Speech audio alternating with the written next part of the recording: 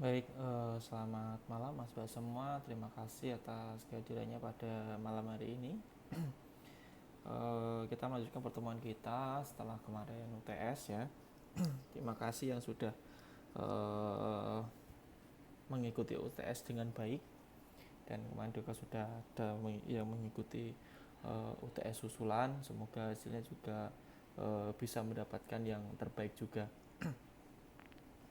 Jadi untuk UTS kemarin ya, mungkin ada terselip materi ini gitu ya. Kemarin mohon maaf, ada apa materi yang harusnya di pertemuan 9 tapi keikut di pertemuan sebelum UTS itu. Tapi tidak apa-apa, saya kira hasilnya juga pasti bagus gitulah ya, karena ini salah satu apa namanya materi yang sebetulnya bisa kita pelajari sendiri gitu ya, karena ini ada juga dasar dari database server itu sendiri.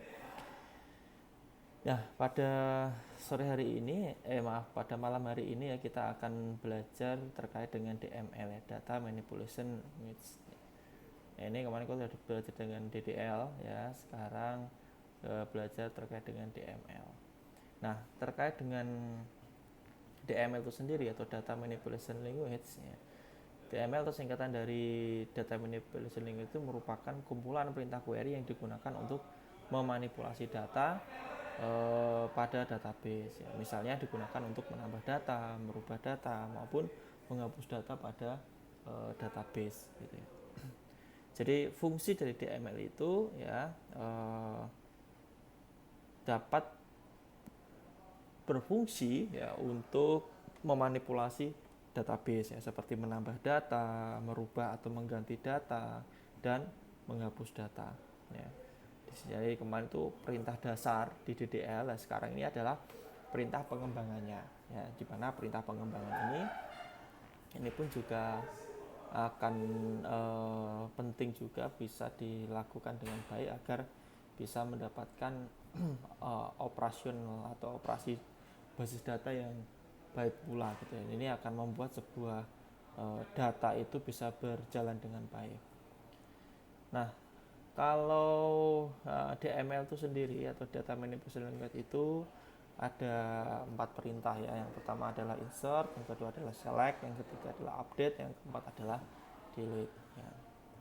Dan nanti kita akan membahas satu persatu, dan ini juga sebetulnya nggak cukup banyak juga ya, ini sangat singkat ya, karena di DML ini adalah perintah-perintah dasar yang ada di basis data ya, dimana ada perintah insert ya, dimana insert itu ya berfungsi untuk menambah data atau record pada database ya. Perintah insert itu kalau secara query data yaitu dilakukan di dalam uh, apa namanya pemrogramannya atau di dalam script pemrogramannya, atau juga bisa menggunakan yang namanya store prosedur. Jadi proses insert ini sebetulnya terjadinya adalah di belakang layar ya, di belakang sebuah sistem. Jadi tidak di depan layar tapi di belakang layar gitu. Jadi user tidak melihat itu perintah apa, tapi user bisa melakukan penambahan data gitu, intinya gitu. Jadi record itu akan tercatat di basis data atau di database itu menggunakan perintah insert. Nanti kita akan mempelajari bagaimana script-scriptnya ya, insert itu seperti apa ya, kemudian select seperti apa, update seperti apa, dan seperti apa. Yang kedua adalah select ya, yaitu perintah yang digunakan untuk menampilkan data. Misal kita punya sebuah tabel ya, bagaimana tabel itu bisa tampil yang diambil dari sebuah basis data, itu adalah salah satu contoh perintah dari select ya, atau menseleksi atau selection dari data yang ada di dalam sistem tersebut. Jadi perintah select ini dilakukan untuk menampilkan data pada dari database ya. Jadi database apapun ya, misalnya ada dua database yang digabungkan, dia menjadi sebuah query data, yang dimana query data itu akan digunakan untuk menseleksi atau memilih data yang akan ditampilkan seperti apa. Kemudian yang ketiga adalah update, yaitu perintah yang untuk merubah atau biasanya dilakukan untuk query-query edit gitu ya. Kita melakukan edit itu biasanya menggunakan perintah update, tapi semua prosesnya jadi di belakang layar ya, jadi tidak di depan layar tapi di belakang layar, dimana proses perintah update ini ya, dilakukan untuk proses apa ya merubah sebuah data, baik itu secara keseluruhan maupun sebagian. Jadi ini perintah yang sangat berbahaya juga ya, kalau kita tidak ada barrier untuk seleksinya, maka nanti akan mengakibatkan data itu akan terubah semua tanpa ada selection data yang dilakukan ya. Kemudian yang selanjutnya adalah perintah delete. Ini untuk menghapus data ya, menghapus data di basis data di database. Nah, di sini juga memiliki peran yang sangat penting juga dan sangat berbahaya jika kita tidak menggunakan dengan baik di perintah delete ini. Ya, karena di dalam perintah delete ini kita akan menghapus sebuah data itu. Data itu akan hilang di dalam sebuah tabel ya, karena perintah kita melakukan delete ya. Melakukan delete itu sangat berbahaya. Makanya di dalam perintah delete itu kita harus benar-benar berhati-hati dalam menggunakan perintah delete tersebut.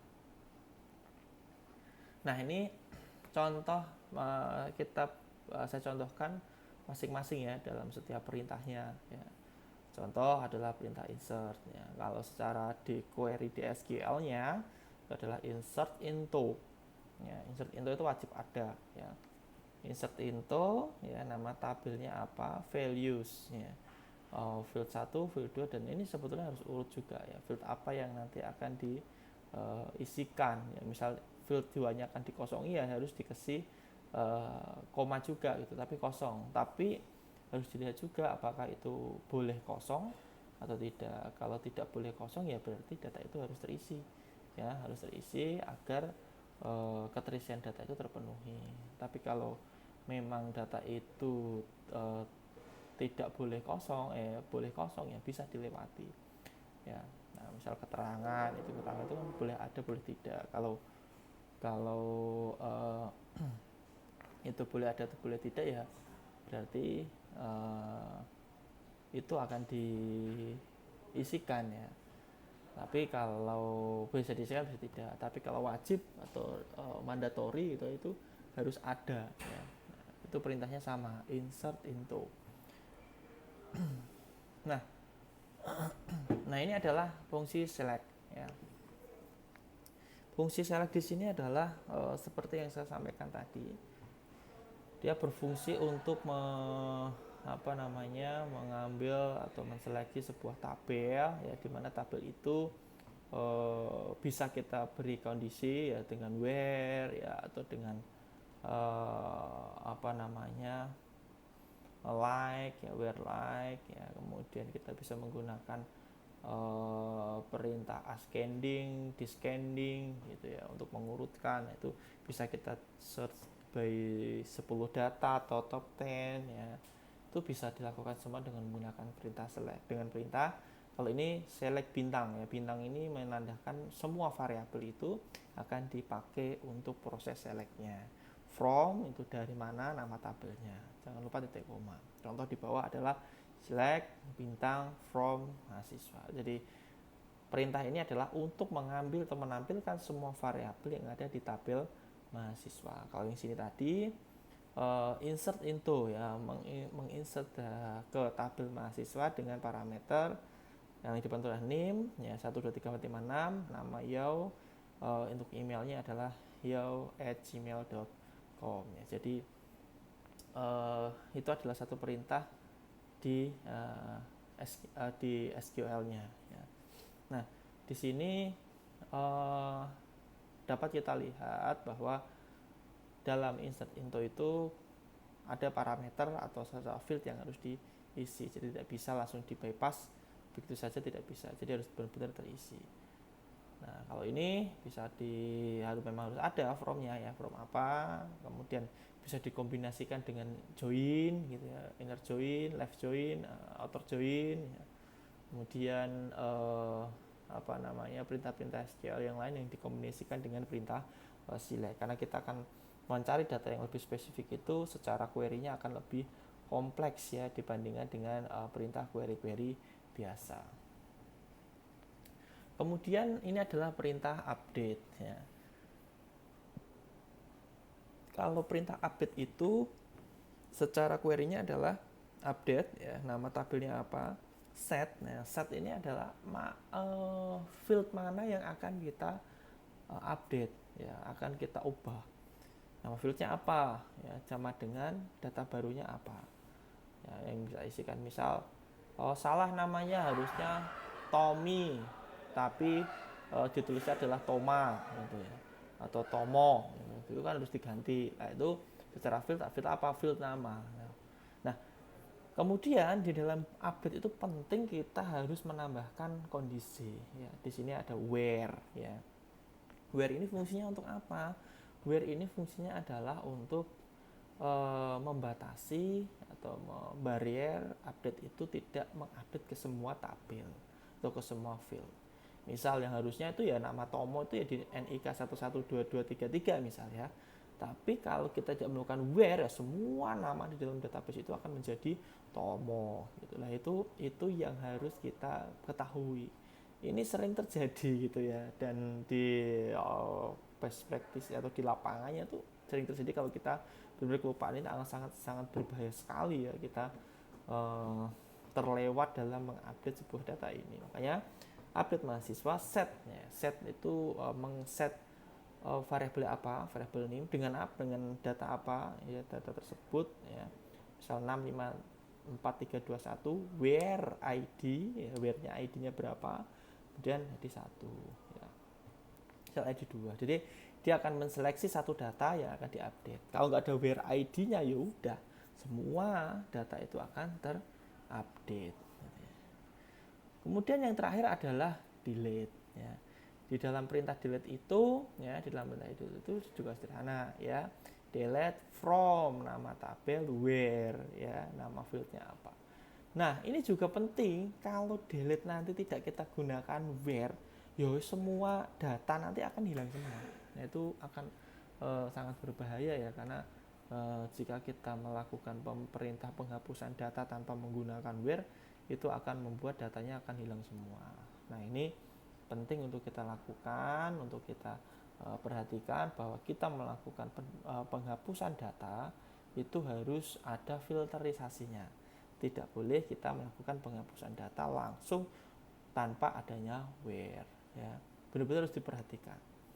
Nah, jadi perintah-perintah DML secara pengoperasian dan sebetulnya pengembangannya banyak gitu ya, tapi secara dasar di DML itu hanya itu. Jadi kita tidak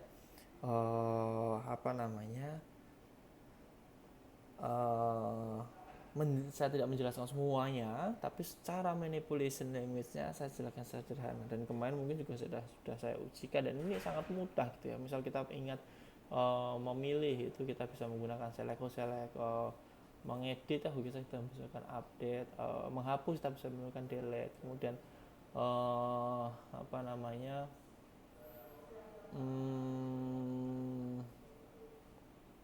edit, delete, update, select ya, kita memilih itu kita menggunakan perintah apa, itu sebetulnya harus di luar kepala gitu ya, karena itu hanya pengertian saja, tapi kita juga harus ingat ya, kadang kita lupa ya. Misal delete from tabel apa gitu ya, kemudian where, insert, update, delete, itu kita kadang merasa itu mudah ya, tapi saat kita berhadapan dengan query itu kadang kita kebingungan gitu. Itu hal-hal yang harus kita hindari agar kita tidak bingung terkait dengan hal tersebut.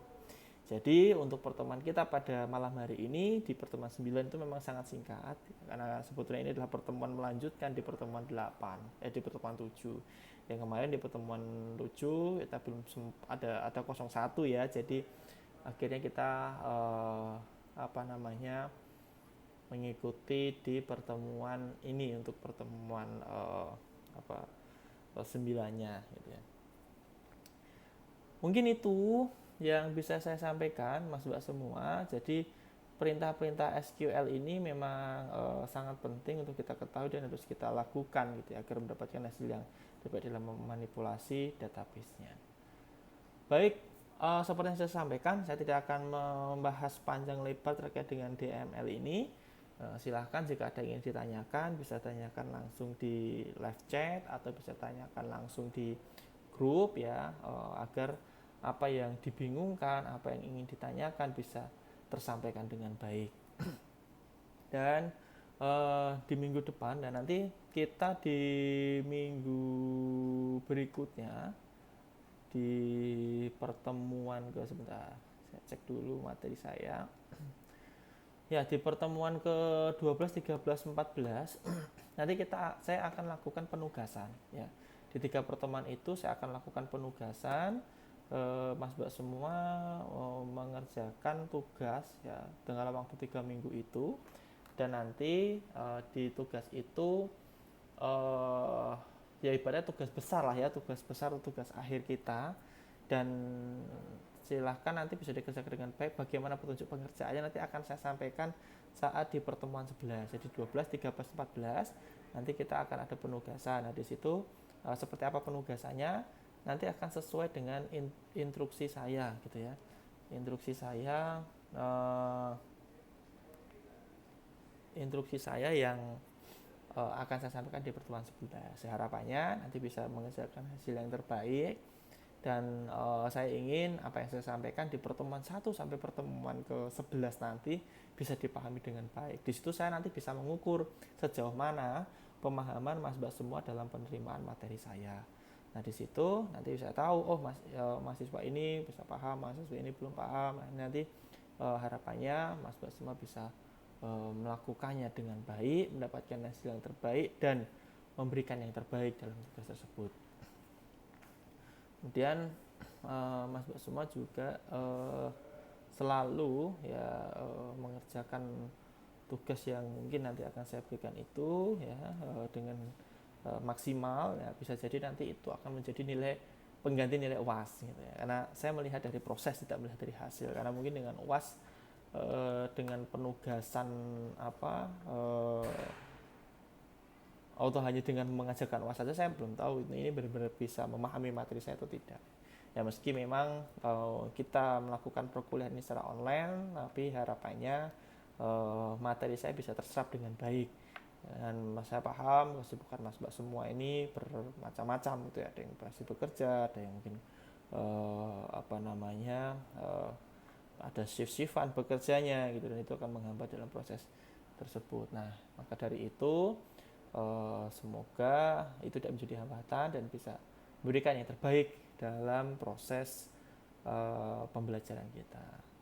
Mungkin itu Mas Mbak semua yang bisa saya sampaikan pertemuan kita pada malam hari ini. Mohon maaf bila dalam saya menyampaikan ada kata-kata atau hal yang kurang berkenan. Sampai bertemu lagi di pertemuan kita minggu depan. Sehat selalu buat Mas Mbak semua, dan jaga kesehatan ya, karena sudah mulai masuk musim hujan gitu ya. Terima kasih. Saya akhiri pertemuan kita pada malam hari ini. Sampai jumpa di pertemuan kita minggu depan. Terima kasih. Selamat malam.